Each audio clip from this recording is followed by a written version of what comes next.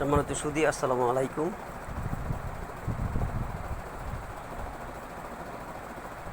আজকে যে বিষয়টা নিয়ে আলোচনা করব তা হলো যে আমাদের দেশে ইদানিং লক্ষ্য করছি যে একদল কুচক্রী মহল অলি আল্লাদের মাজার ভাঙ্গার কাজে লিপ্ত হয়েছে। জানি না তারা কারা।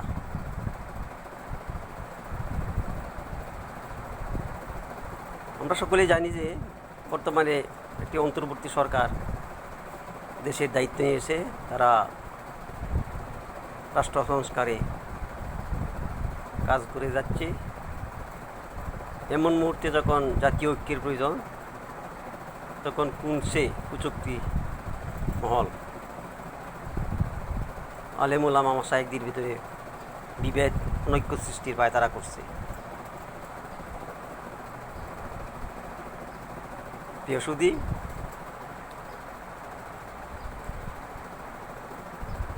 যারা অলি আল্লাদের কারামত বিশ্বাস করে না, জানি না তারা কি নবী রাসূলদের মুজিজা বিশ্বাস করে কিনা,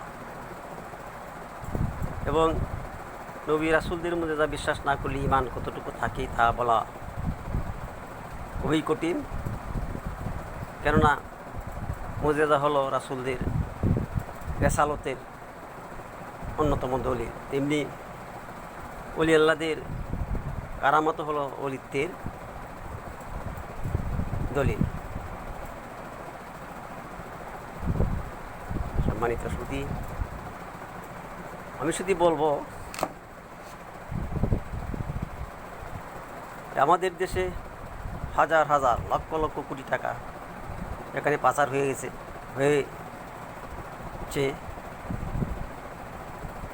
এখানে সারা দেশে শিক্ষা প্রতিষ্ঠান, কোর্ট কাছারি, আদালত, ফৌজদারি, সচিবালয় থেকে শুরু করে সমস্ত রাষ্ট্রীয় প্রতিষ্ঠানে লুটতরাজ, দুর্নীতি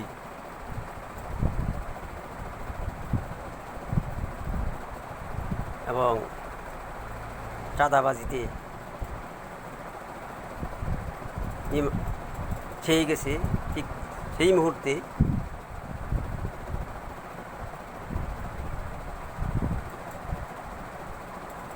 একটি মহল কেন, কোন উদ্দেশ্যে রাষ্ট্রীয় কাজে সহযোগিতা ব্যতি রেখে অলি আল্লাদের মাজার ভাঙ্গার কাজে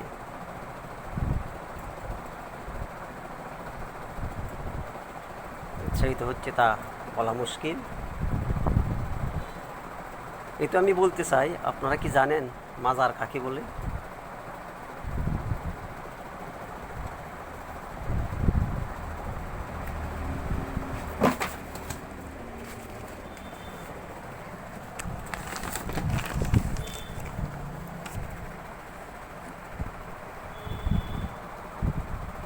আর মাজারে কারা শুয়ে আছেন?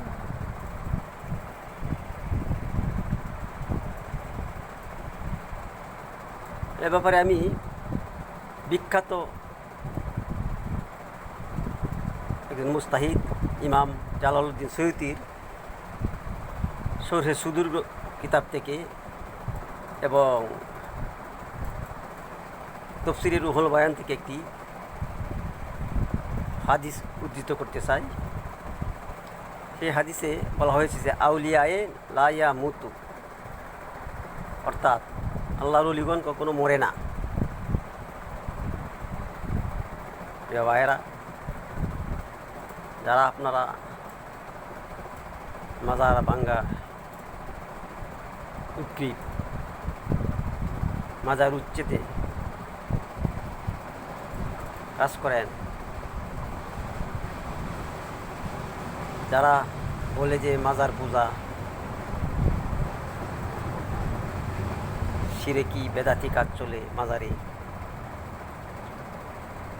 এই ডাক বলবে যে আপনারা মাজার উচ্ছেদ করতে চেয়েছেন, সেই মাজার সম্পর্কে আল্লাহ তাআলা, আল্লাহ রাসূল বলেছে যে ওই মাজারে যারা থাকে তারা হলে আল্লাহর ওলি। আল্লাহর ওলিদের আপনারা মাজার ভাঙতে চেয়েছেন, কত বড় স্পর্ধা! তাছাড়া আল্লাহ তাআলা কোরআনে বলেছেন যে যারা সৎকর্ম করে, অর্থাৎ যারা আল্লাহর ওলি, তাদেরকে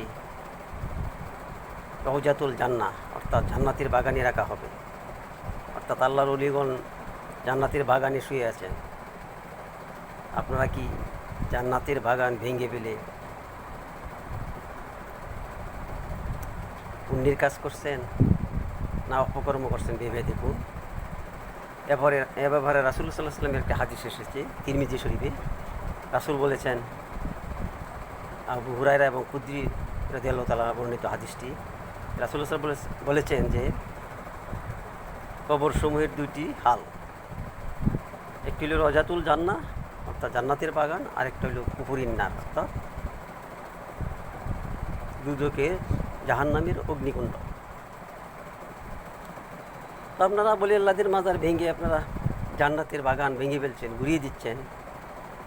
একবার ভাবুন তো আপনারা কত বড় অন্যায় কাজ করেছেন। প্রিয় সুধী, আরেকটা হাদিস আমি বুখারী থেকে নিচ্ছি। বুখারী শরীফের 2502 নং হাদিসে আল্লাহ রাসূল বলেছেন, যারা আমার বন্ধুর সাথে অর্থাৎ ওলিদের সাথে শত্রুতা করে, তাদের সাথে আল্লাহ নিজে যুদ্ধ ঘোষণা করে। এবার বলুন, আপনারা আল্লাহর বন্ধুদের সাথে যুদ্ধ ঘোষণা করছেন, শত্রুতা করছেন, তাদের বিদ্বেষ, তাদের প্রতি বেয়াদবি করছেন, যার পরিণতি আল্লাহর সাথে যুদ্ধ করার সমান। সুতরাং তওবা করে ফিরে আসুন, ধর্মান্ধতা থেকে বেরিয়ে এসে সমাজ তথা রাষ্ট্র পুনর্গঠনে শরীক হন, এই প্রত্যাশা রেখে আমি আমার আলোচনা শেষ করছি। আসসালামু আলাইকুম।